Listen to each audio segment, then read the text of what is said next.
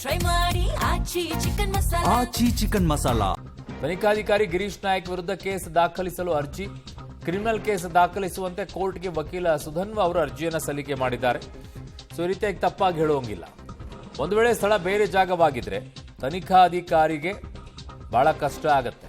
ಸ್ಥಳ ಪರಿಶೀಲನೆ ನಡೆಸಿ ವರದಿಯನ್ನು ಕೊಡಬೇಕಾದ್ರೆ ನಾಳೆ ವಕೀಲರ ಸಮ್ಮುಖದಲ್ಲಿ ಕಾಮಾಕ್ಷಿಪಾಳ್ಯ ಠಾಣೆಯನ್ನ ಪರಿಶೀಲನೆಯನ್ನ ಮಾಡ್ತಾರೆ.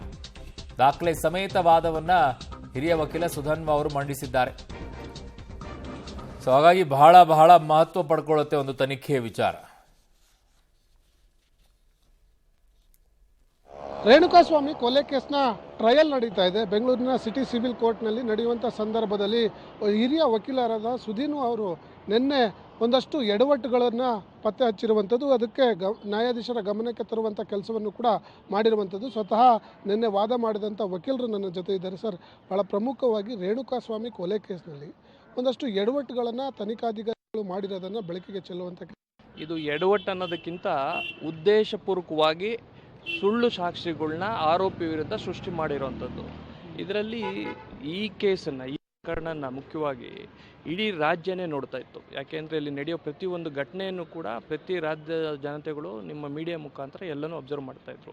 ಇಂಥ ಕೇಸಲ್ಲೇ ಒಂದು ಸುಳ್ಳು ಸಾಕ್ಷಿನ ಪೊಲೀಸವರು ಸೃಷ್ಟಿ ಮಾಡಿದ್ದು ನಮಗೂ ಆಶ್ಚರ್ಯ ಆಯಿತು. ಏನಂದರೆ ಇದರಲ್ಲಿ ಈ ಆರೋಪಿಗಳು, ನಾನು ಈ ಕೇಸಲ್ಲಿ ಆರೋಪಿ 3 ಪವನನ್ಗೆ ಹಾಜರಾಗ್ತಾ ಇದ್ದೀನಿ.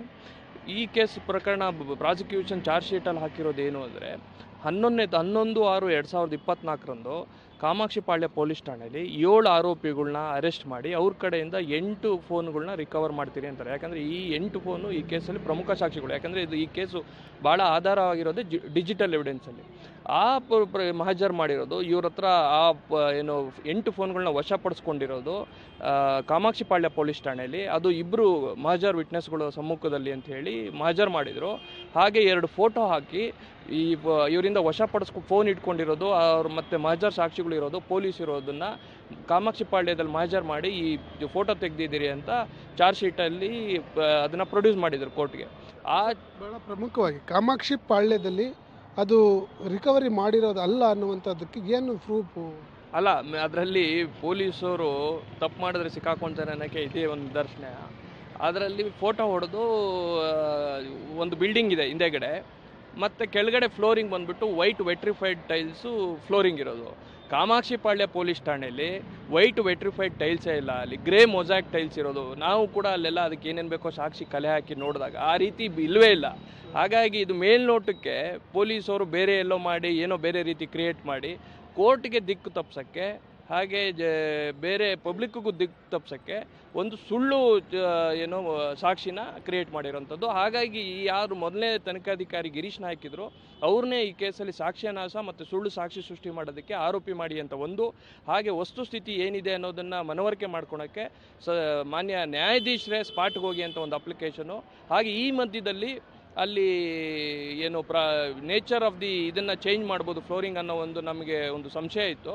ಅದ್ರ ಮೇಲೆ CCTV ಫುಟೇಜನ್ನು ಪ್ರಿಸರ್ವ್ ಮಾಡಿ ಅಂತ ಹೇಳಿದ್ರಿ. ಆ ಪ್ರಿಸರ್ವ್ ಕೂಡ ಆಗಿದೆ. ನಿನ್ನೆದನ್ನು ಕೋರ್ಟ್ ಆಲ್ರೆಡಿ ಆದೇಶ ಮಾಡಿದೆ, ಪ್ರಿಸರ್ವ್ ಮಾಡಿ, ಯಾವುದು ಪೊಲೀಸ್ ಸ್ಟೇಷನ್ ಒಳಗಡೆ ಇರೋ CCTVನ ಪ್ರಿಸರ್ವ್ ಮಾಡಿ ಅಂತ.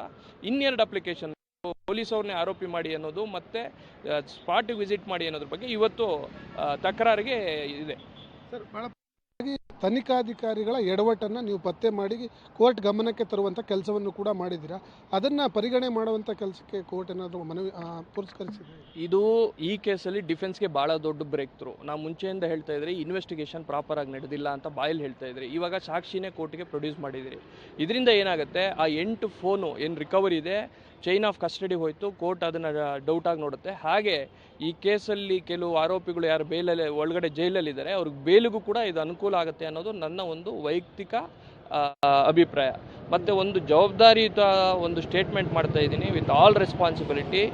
ಈ ಕೇಸಲ್ಲಿ ಯಾರು ಸುಳ್ಳು ಸಾಕ್ಷಿ ಸೃಷ್ಟಿ ಮಾಡಿದ್ದಾರೆ, ಮುಖ್ಯವಾಗಿ ಪೊಲೀಸವರು, ಮುಂದೆ ಅಂತೂ ಅವಳಿಗೆ ಭಾಳ ತೊಂದರೆ ಕಾಯ್ದಿರೋದಂತೂ ಖಂಡಿತ. ಅಪ್ಲಿಕೇಶನ್ ಹಾಕ್ಬಿಟ್ಟಿದ್ದೀರಿ, ಅವ್ರನ್ನ ಆರೋಪಿ ನಂಬರ್ 18 ಮಾಡಿ ಈ ಕೇಸಲ್ಲಿ ಅಂತ ಹಾಕಿದ್ದೀರಿ. ಅದನ್ನು ತಕರಾರಿಗೆ ಇವತ್ತು ಕೋರ್ಟ್ ಇಟ್ಟಿದೆ. ಅವ್ರು ತಕರಾರು ಹಾಕಿ ಅದ್ರ ಮೇಲೆ ನಾವು ವಾದ ಮಾಡಿ ಕೋರ್ಟಿಗೆ ಮನವರಿಕೆ ಮಾಡಿಕೊಡ್ತೀರಿ ಅನ್ನೋದು ನಮ್ಗೆ ನಂಬಿಕೆ ಇದೆ, ಹೋಪ್ಸ್ ಇದೆ. ಇದು ಈಗಾಗಲೇ ತನಿಖಾಧಿಕಾರಿಗಳಾಗಿರುವಂಥ ಗಿರೀಶ್ ನಾಯಕ್ ಅವರು ಮಾಡಿರುವಂಥ ಎಡವಟ್ಟನ್ನು ನ್ಯಾಯಾಧೀಶರ ಗಮನಕ್ಕೆ ತರುವಂಥ ಮಾಡಲಾಗಿದೆ.